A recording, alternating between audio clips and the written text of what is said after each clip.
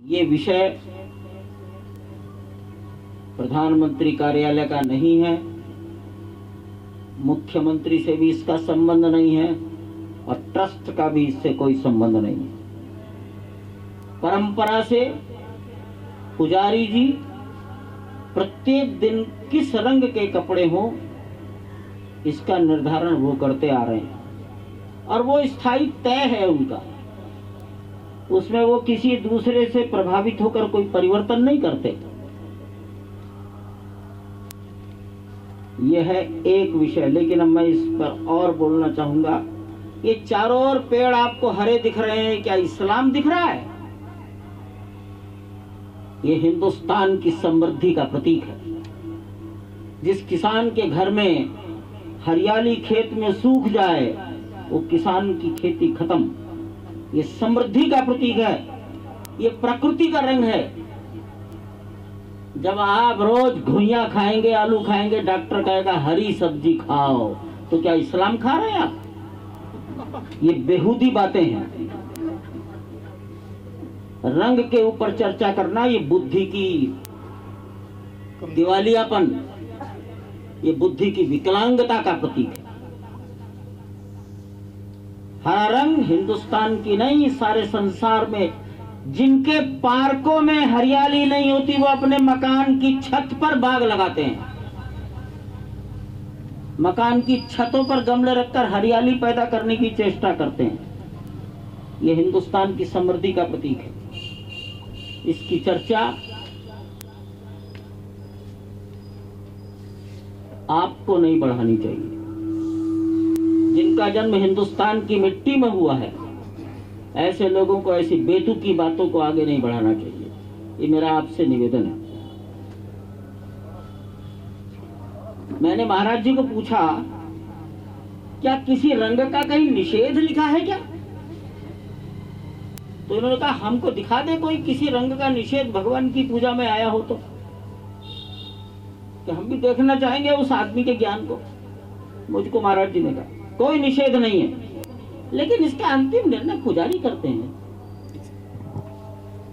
हमारे यज्ञ मंडप में सभी रंगों के ध्वज लगते हैं अलग अलग। उसमें हरे रंग का भी ध्वज बड़े सम्मान के साथ लगता है। हरा रंग कोई हमारे लिए निषिद्ध नहीं है और वो किसी अकेले के लिए भी निर्धारित नहीं है।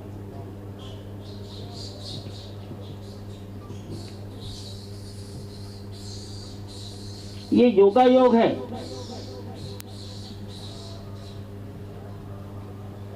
इसमें कोई विचार नहीं हो पाया, लेकिन भगवान ने सूत्र मिला दिए। जब पहला लॉकडाउन पूरा हो गया और दूसरे लॉकडाउन के इंस्ट्रक्शंस जारी हो गए, तब ये विचार आया कि अब इस लॉकडाउन के विरुद्ध भगवान की पूजा की जाए, आराधना की जाए, और ये लॉकडाउन हमारे मंदिर के काम में बाधक ना बने, इसका निवेदन परमात्मा से किया जाए। यहीं बैठे थे,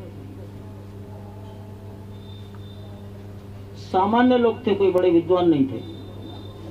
और फिर 18 अप्रैल से ठीक गर्भगृह पर स्थान देवता की पूजा, वास्तु पूजा और देवताओं का आह्वान प्रारंभ कराया।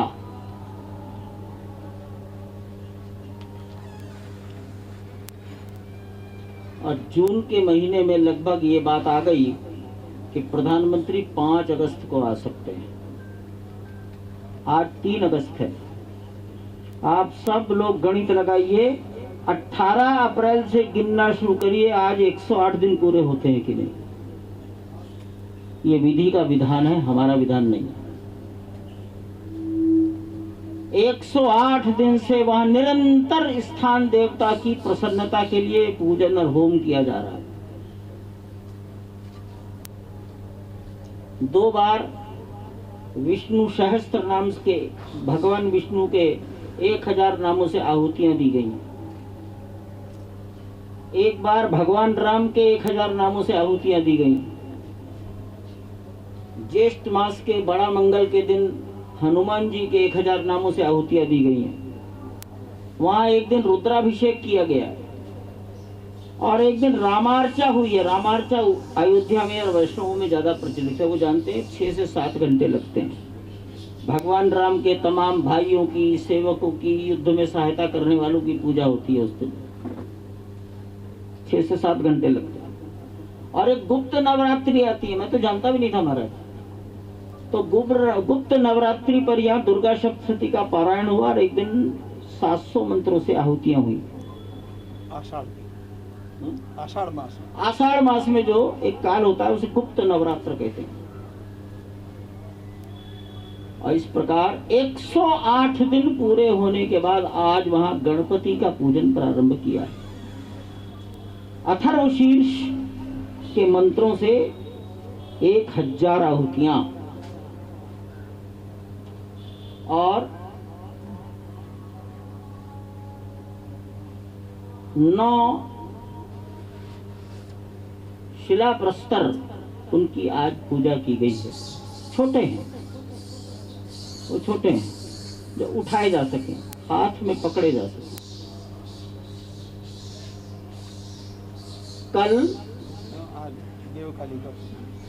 आज छोटी देवकाली का पूजन भी किया गया। छोटी बड़ी दोनों, छोटी और बड़ी देवकाली दोनों का पूजन भी किया गया।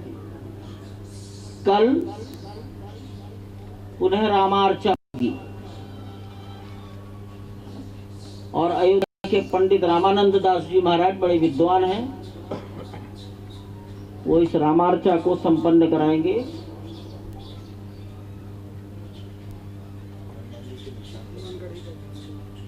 कल मंगलवार है। अयोध्या में कोई अच्छा काम हो तो हनुमानगढ़ी के निशान की भी पूजा होनी चाहिए।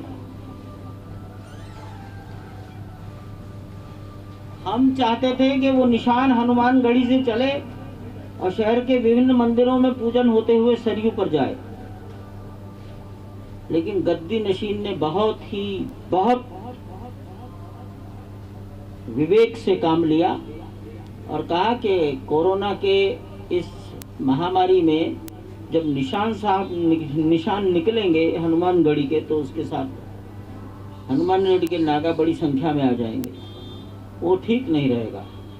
और इसलिए हनुमानगढ़ी में ही पूजन करेंगे कल मंगलवार को। और इस प्रकार हम हनुमानगढ़ी के प्रतीक चिन्ह की, पताका की पूजा कल वहां करेंगे।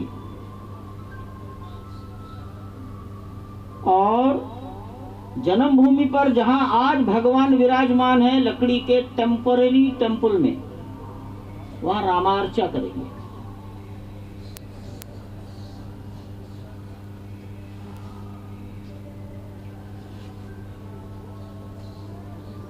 पांच तारीख को जहां मंदिर का गर्भगृह तैयार होना है, उस स्थान का अंग्रेजी में तकनीकी भाषा में कहेंगे कोऑर्डिनेट्स, उत्तर से कितना, दक्षिण से कितना, पूरब से कितना, पश्चिम से कितना दूर, वो सब गणित हो गया है। स्थान का चिन्ह अंकन हो गया है, वहां पर पूजा होगी।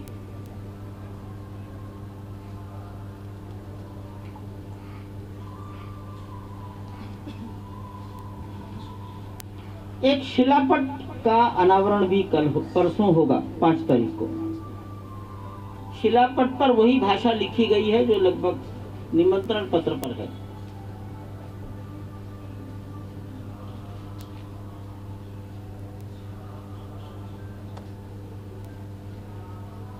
उत्तर प्रदेश सरकार के मंत्रालय ने मंदिर के नए मॉडल का एक डाक टिकट भी जारी किया है। मेरे विचार से 5 रुपए का है। उस डाक टिकट का लोकार्पण भी प्रधानमंत्री महोदय करेंगे।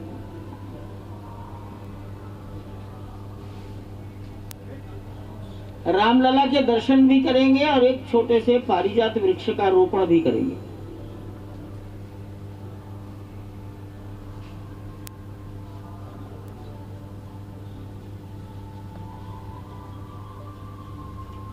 मंच पर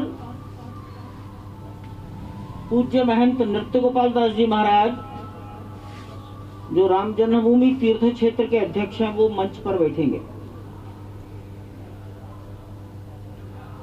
उत्तर प्रदेश की माननीय राज्यपाल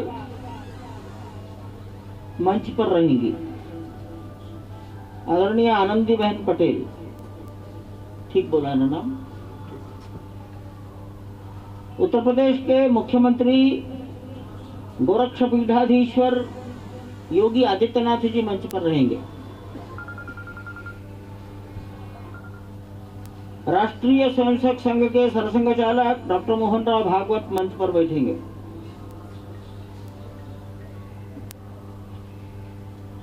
और देश के दुनिया में सम्माननीय प्रधानमंत्री आदरणीय नरेंद्र भाई मोदी भी मंच पर रहेंगे। अभी तक ये 5 लोग ही मंच पर उपस्थित रहेंगे।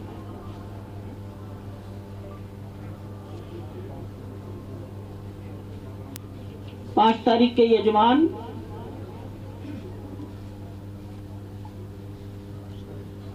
श्रीमान सलिल सिंघल हैं। सलिल सिंघल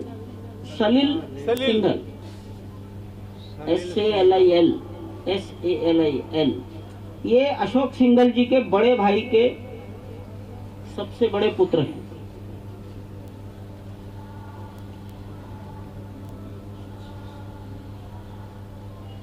वो कल आ जाएंगे।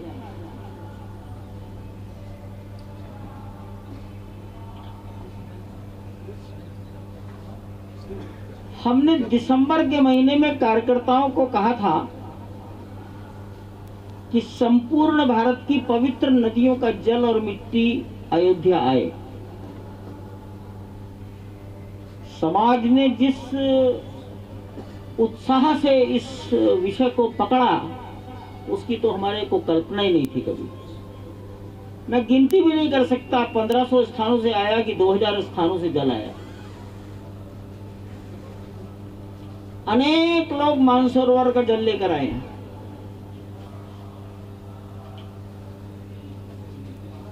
अंतःसलिला सरयू सरस्वती का जल भी आया है हरियाणा से।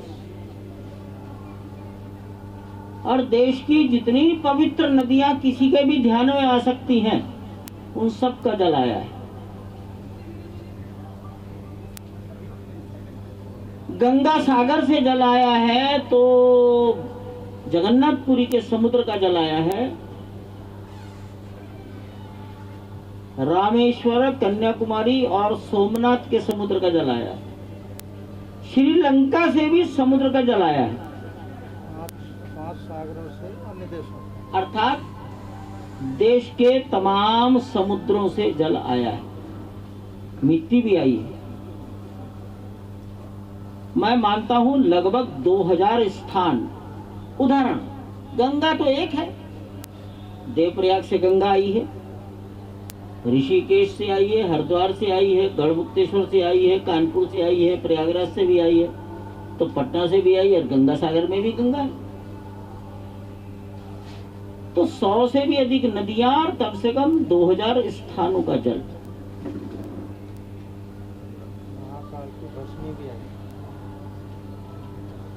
श्रृंगेरी के शंकराचार्य जी ने श्रृंगेरी के से जल और मिट्टी भेजी है। शारदा पीठाधीश्वर है ना, शारदा पीठाधीश्वर।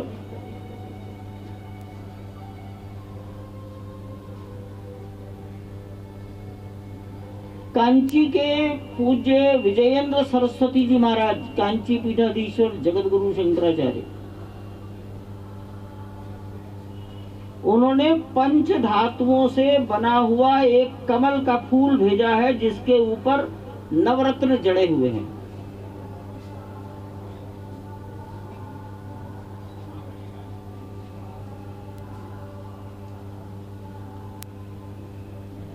और बकुल नाम का कोई पेड़ है, उसकी जड़ का शंकु बनाकर भेजा है, जो पूजा में काम आएगा।